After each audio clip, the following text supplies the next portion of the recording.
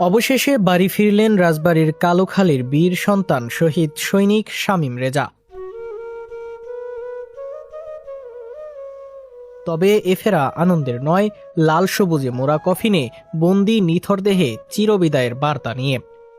আজ রোববার দুপুর 1:45টার দিকে রাজবাড়ীর কালোখালী উপজেলা মিনি স্টেডিয়ামে অবতরণ করে শহীদ শামীম রেজার মরদেহবাহী সেনাবাহিনীর হেলিকপ্টার।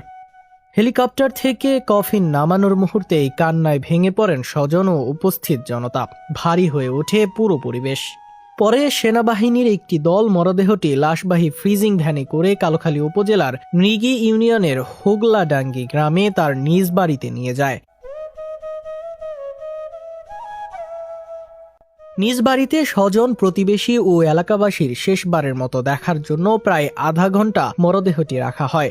এ সময় মা বাবার আহাজারি, ভাই বোনের কান্না আর এলাকাবাসীর নির্বাক উপস্থিতি মিলিয়ে সৃষ্টি হয় এক হৃদয় বিদারক দৃশ্য। শোকের মাতমে ভারী হয়ে ওঠে পুরো বাড়ি ও আশপাশের এলাকা। যে মানুষটি ছিলেন পরিবারের স্বপ্ন আর ভরসার প্রতীক, তিনি আজ ফিরলেন চিরবিদায়ের বার্তা নিয়ে। লাল সবুজে মোড়া কফিনের ভেতরে নিথর শামীম যেন থামিয়ে দিলেন একটি পরিবারের সব আশা আকাঙ্ক্ষা। পরে দুপুর 3টার দিকে বাড়ির পাশে পারিবারিক কবরস্থানে জানাজা নামাজ অনুষ্ঠিত হয়। জানাজা শেষে বাংলাদেশ সেনাবাহিনীর পক্ষ থেকে গার্ড অফ অনার প্রদান করা হয়। বিউগলের করুণ সুরে রাষ্ট্রীয় সম্মান জানিয়ে চিরনিদ্রায় শায়িত করা হয় শহীদ শামীম রেজাকে।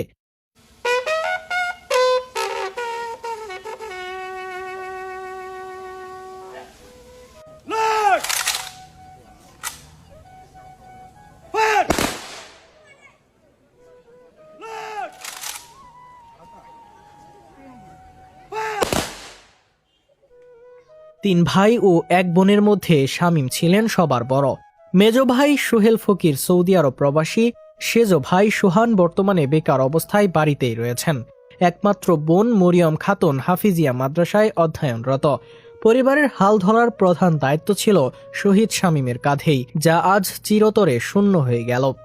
উল্লেখ্য, গত 13ই ডিসেম্বর আফ্রিকার দেশ সুদানের আবেই এলাকায় জাতিসংঘ শান্তিরক্ষা মিশনের আওতাধীন কাদুগুলি লজিস্টিক বেইসে বিচ্ছিন্নতাবাদী সশস্ত্র গোষ্ঠীর চালানো ড্রোন হামলায় দায়িত্বে থাকা 6 জন বাংলাদেশ সেনাবাহিনীর শান্তিরক্ষী শহীদ হন। শহীদ শামীম রেজা ছিলেন তাদেরই একজন।